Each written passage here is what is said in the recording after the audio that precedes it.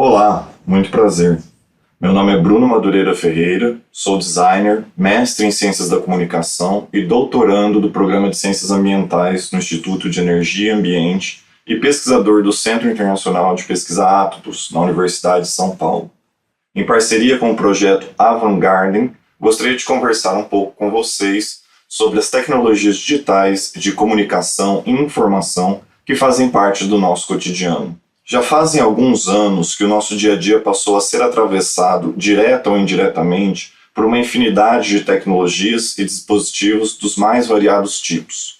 São celulares, tablets, computadores, relógios, geladeiras, televisores e diversos outros objetos que consideramos inteligentes. Todos conectados à internet por redes Wi-Fi, protocolos de identificação e endereçamento, coletando e distribuindo informações como verdadeiros sensores, armazenando nossos dados na nuvem, em servidores que frequentemente a gente não faz ideia de onde ficam, criando uma quantidade de dados tão grande que sozinhos não somos capazes de analisar. E por isso desenvolvemos códigos e algoritmos capazes de aprenderem sozinhos a extrair informações úteis para o nosso cotidiano. Além, é claro, de uma série de palavrinhas estranhas que começam a surgir: blockchain, internet das coisas, big data, inteligência artificial e por aí vai. O fato é que no cenário contemporâneo, que nós chamamos de era da informação, nós nos encontramos tão imersos nesse mar de dispositivos digitais, somos tão dependentes deles, que não temos exatamente noção do quão atrelados a eles nós estamos. Dos smartphones aos computadores e tablets, esses artefatos já estão tão presentes no nosso dia a dia que não podemos considerá-los simplesmente como ferramentas. Eles tornam-se quase que extensões da nossa própria identidade e existência. É quase como se ocorresse a fusão entre as nossas existências conforme mais tecnologias são desenvolvidas. Nós vamos ficando cada vez mais conectados a tudo e a todos. Nos conectamos uns com os outros, nos conectamos com os objetos e, como veremos ao longo dos vídeos apresentados, vamos nos conectando com a própria natureza, a biodiversidade e a atmosfera. E as interfaces, essas mediações que existem entre nós e esse universo digitalizado, vão se tornando cada vez mais invisíveis. Tem um professor muito bacana chamado Luciano Floridi que fala que aquilo que a gente entende como mundo físico e o que a gente entende como mundo virtual vai ficando cada vez mais difícil de ser diferenciados. O online e o offline se confundem, viram o que ele chama de infosfera, e a gente passa a viver em uma realidade, em um mundo que ele chama de on-life, juntando o prefixo on, de ligado ou conectado, à internet, e o sufixo life, que significa vida. Ou seja, vivemos conectados. Algumas das tecnologias que fazem parte deste complexo cenário da era da informação serão apresentadas muito brevemente aqui, mas também serão explicadas de modo mais aprofundado pelos demais professores e pesquisadores do Átomos. Não é muito difícil observarmos que, quando falamos de internet ou estar conectado à internet, as pessoas normalmente associam isso a acessar ou entrar em alguma rede social, ter um perfil no Instagram, no TikTok, Kawaii, conversar com amigos pelo WhatsApp, entre outras coisas. Mas a internet é muito mais do que isso, e tem a sua própria história e trajetória. Como o professor Máximo de Felice já deve ter abordado com vocês, atualmente podemos dizer que existem 3 fases distintas da internet: a Web 1.0, a 2.0 e a 3.0. É claro que pesquisando pelo Google a gente pode encontrar pessoas e sites falando sobre Web 4 ou até mesmo Web 5.0, mas para o que a gente pretende trabalhar aqui, esses 3 momentos são os mais importantes. A Web 1.0 foi o comecinho, ali nos anos 1990. Ela é também conhecida como a web estática, justamente porque ela não permitia muita interação. O máximo que a gente podia fazer era acessar páginas estáticas, paradas, atualizadas muito esporadicamente, quando eram atualizadas, e que ofereciam algum tipo de informação. No entanto, os usuários não tinham qualquer forma de interagir ou contribuir com aquele conteúdo. Você só conseguia consumir, ler a informação e, quando muito, copiar e colar. Era um espaço relativamente simples e tecnologicamente escasso em comparação ao que a gente encontra hoje. A partir dos anos 2000, nós tivemos um avanço tecnológico significativo, que impulsionou a transformação da Web 1.0, estática e focada em conteúdo, na Web 2.0, focada em um ambiente mais interativo e colaborativo. O surgimento da Web 2.0 foi marcado por uma mudança muito importante na forma como os usuários interagiam. Isso porque, para eles, foi possibilitado não apenas consumir informações, mas também produzir e compartilhar conteúdos em uma escala global. Foi nesse momento que surgiram as primeiras redes sociais e que até hoje fazem parte ali do nosso cotidiano. O Facebook, o X, antigo Twitter, o Instagram, surgem todos nesse começo do século XXI. E foram muito importantes para transformar a internet nesse espaço em que as pessoas não só consomem conteúdo, mas compartilham as suas próprias vivências, experiências, opiniões e por aí vai. Além disso, páginas como os wikis e blogs vão permitir que indivíduos contribuam ativamente para a criação do conteúdo online. A Wikipédia, a maior enciclopédia online do mundo, exemplifica o poder da colaboração em larga escala. Os usuários de todo o mundo contribuem para a construção dessa enciclopédia digital colaborativa.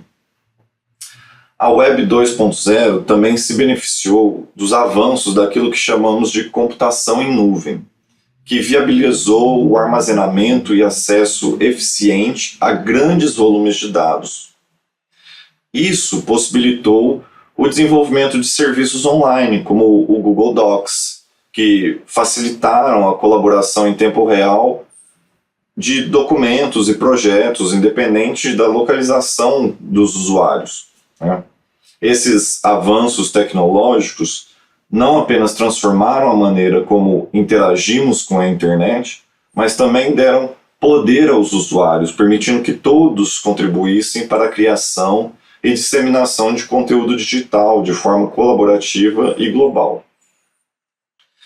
Bom, por fim, temos a Web 3.0, também conhecida como Web Semântica, e que podemos considerar como a próxima fase da internet, cuja transição a gente consegue ver na popularização das assistentes virtuais, como a Alexa e a Siri, e das inteligências artificiais, como o ChatGPT.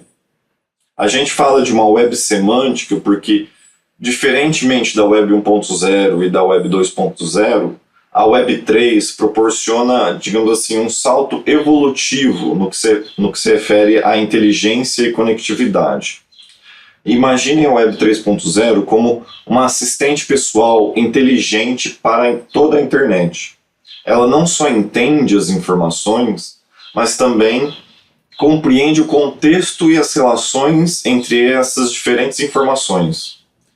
Isso significa uma internet mais inteligente, capaz de oferecer experiências totalmente personalizadas e compreender as nossas intenções. Diversas tecnologias possibilitam a existência da Web 3.0. Uma delas, como a gente já acabou de falar, é a inteligência artificial, dando aí à internet a capacidade de aprender e se adaptar, agindo como uma assistente virtual que melhora ao entender nossas necessidades com o tempo. Outra inovação, que também nós já mencionamos, é a chamada Internet das Coisas. A Internet das Coisas é, digamos que, a capacidade de conectar objetos cotidianos à internet. É o que torna esses objetos inteligentes. Lembra como eu falei agora há pouco? Como diversos objetos do nosso cotidiano se tornaram inteligentes? Carros, televisores, geladeiras, lâmpadas, relógios, tantos outros. Pois é, isso significa que eles estão conectados à internet e podem se comunicar entre si, proporcionando uma integração maior entre essas diversas tecnologias e diversas atividades que esses objetos desempenham. Claro que também vamos ter aí a realidade virtual e a realidade aumentada, que de alguma forma expandem as nossas interações com a internet. Quem aqui, por exemplo, já viu aqueles óculos gigantes que colocamos na cabeça e é como se nós entrássemos em um outro mundo, completamente diferente do nosso? Ou então, quem já brincou, jogou Pokémon GO? Pois é, esses são dois exemplos de realidade virtual e realidade aumentada.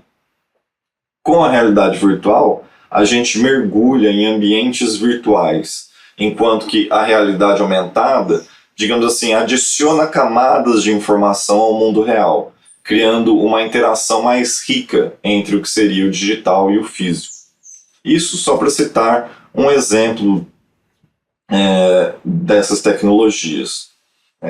Temos também blockchains, que é uma forma de proporcionar camadas extras de segurança e transparência para as transações que ocorrem na internet. Por acaso vocês já ouviram falar de Bitcoin ou Ethereum? Esses são dois exemplos entre vários tipos de blockchain que existem e que é uma tecnologia que funciona como uma espécie de grande livro de registros.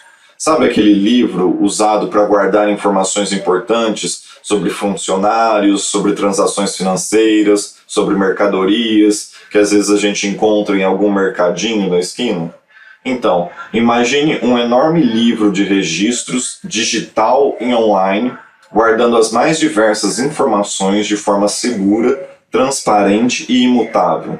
Isso é basicamente uma blockchain. Mas todas essas tecnologias, todas essas informações vocês verão mais sobre em outros vídeos, como eu falei, apresentados pelos professores do Atlas. Por agora, é importante saber que a Web 3.0 está moldando uma internet mais inteligente, interconectada e personalizada. É como se a internet estivesse crescendo, aprendendo e se adaptando para oferecer experiências digitais mais significativas. E por fim, uma última informação que eu acredito ser importante é que, quando falamos nessas diferentes tecnologias digitais de informação e comunicação que têm possibilitado o surgimento dessas diferentes formas de internet, é interessante que a gente faça o esforço de pensar nelas não como tecnologias totalmente diferentes e isoladas entre si, cada uma desenvolvendo e desempenhando uma função isoladamente. Creio que fica bastante claro que, especialmente com a Web 3.0, essas tecnologias estão todas interconectadas e atuam de forma colaborativa também. Elas constituem uma estrutura mais complexa, uma mega estrutura que a gente chama de computação em escala planetária. Mas a gente vai ver um pouco mais sobre isso em um próximo vídeo, em que vamos falar sobre plataformas digitais. Por enquanto é só, e até lá!